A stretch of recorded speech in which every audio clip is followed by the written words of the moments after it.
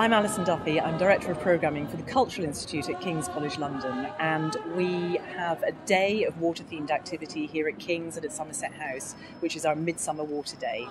This is part of a wonderful installation that the artist Sharrocks has made for Somerset House, and in which King's has been a partner alongside Artsadmin and the London International Festival Theatre. And so we really hope you enjoy this film, and do come and see us in the future at King's. The fountains that play now in today's Somerset House are among the most successful and the most enjoyable things to have been added to central London's public resources in the last 50 years.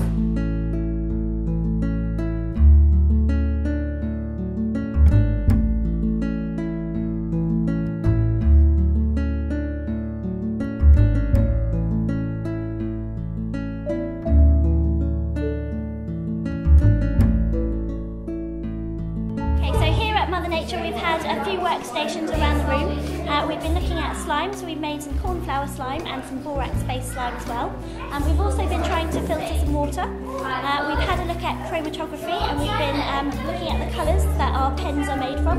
Over here we've been trying to move water around, so using an Archimedes screw and also using a hydraulic system with syringes. And then finally we've been making some strong boats. We've had a bit of a competition to see how many marbles we can get into each one before they sink. And then we've also been looking at buoyancy and seeing what sinks and what floats, and that's pretty much it. Water flows, seeps, evaporates, it doesn't stay still in one place, it's slippery, it moves about. So, you know, you have to do things to capture it. If you want to have control over it, or access to it, it's not an easy thing to do. As Scotland and the North springs back, and parts of the Atlantic spring back, then the rest of the country relatively is tilting down. So you've got a geological aspect of sea level rise because the land is going down in relation to the sea. I guess I'm interested in water not only out of a commitment to rolling out access to water to more people, but also for what water might tell us about the politics of different places. So using water as a lens. We are doing a mural. We're working with kids in this room we've been given today with the Museum of Water project, doing a mural that's inspired by water. Basically just letting kids have free reign. We've had boats, fish, jellyfish, black holes, eagles. Pollution. Some children enjoying pollution. Hi, my name's Alan Reid. I'm Professor of Theatre at King's College. I work in the English department. I work there with Claire, I work with Joshua there, I work with Patrick there, and we brought together an afternoon of talks with regards to questions of the estuary in its broadest sense. And then the downriver writers, which were, to me, they were much more interesting. They were people like Conrad, they were people a bit like Virginia Woolf. They were travellers. They were people who came to terms with the idea of tidal movement. Now, since now our primary focus is on oil, you might go, what does that have to do with water? But obviously oil and water interact. They don't interact very well, and as a result interact a lot.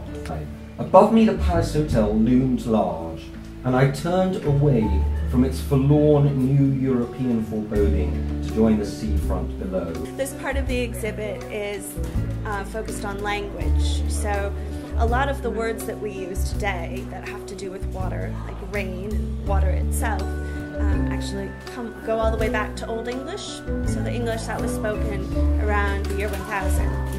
And what we did was we asked the community of people who are interested in old languages to donate words to our word hoard. So they tweeted these words to us, and they're all related to water in some way. And we're asking people today to learn a new word of Old English. London seems like a dead network of snowed out, sleepy villages. But below the tarmac run old, lost rivers. The Walbrook, the Fleet, the Tyburn, the Hackney Brook, the Moselle, Muswell Stream, the Westbourne, Stamford Brook, the Rom, the Brent. Wanless Beck drains into Millbeck. Millbeck drains into Creekbeck at the confluence in Cottingham. Creekbeck tracks. I just wanted to to thank King's College very much for a really wonderful afternoon. I've heard all about the history of the Thames on this glorious day, and it really makes you appreciate water. I have to say, I'm going to go and fill up my water bottle right now, but I've had a lovely afternoon. Thank you very much.